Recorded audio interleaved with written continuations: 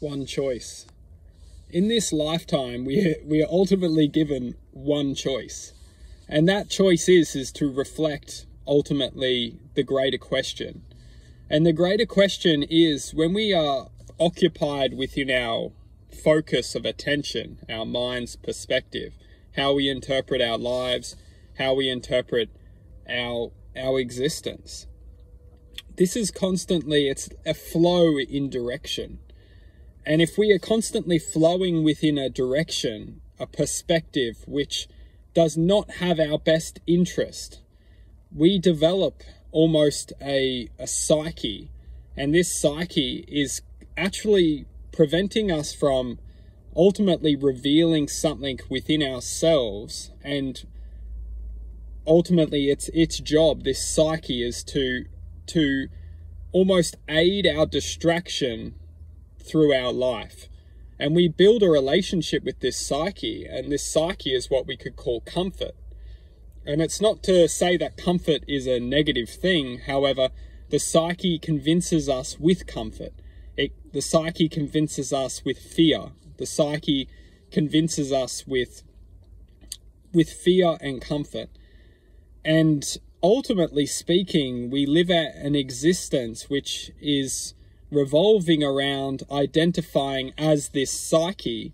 And this psyche is something that we could refer to as ultimately a program, and ultimately sophisticated awareness, which is doing its best efforts to keep us occupied within this dimension, this reality, and ultimately our reality. Our reality which we're living in is extremely complicated as a whole.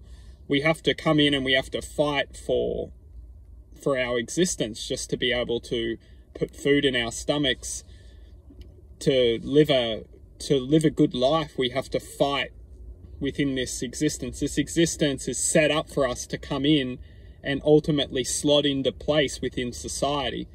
And society is governed by ultimately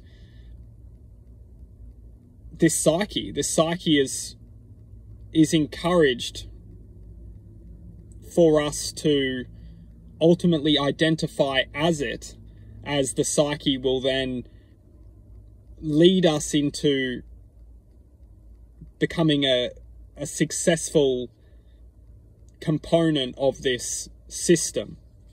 And ultimately speaking, we have to understand that we do, at the end of the day, have one choice. And that choice is to either do two things.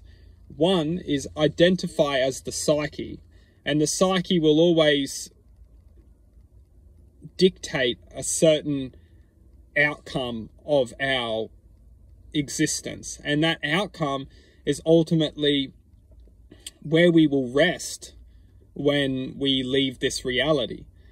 And the greater question to ask is, which choice am I choosing from? Am I choosing from listening to the mind's dictatorship? Am I listening to the voices in my mind, which is going to ultimately lead us to this perspective of happiness or success or accomplishment? Or am I listening to the voice, the internal wisdom, the internal knowledge, the internal trust of the heart? Because we're not taught when we come into this reality to follow your heart, no matter what the consequences are, no matter what the outcome will bring. Follow the heart, listen to the heart, trust the heart, love the heart, accept the heart. We're not taught how powerful the heart can be. And one true reason is because when the heart becomes activated within its internal knowing, it sees life from a different perspective. And we no longer comply with this psyche, this brain dictatorship. We think above the brain's dictatorship, and we start to trust and follow internal guidance, which brings internal truth, which brings internal connection to the greater potential of what we can connect with, what we can reveal, what we can discover within this lifetime. And that is the true choice.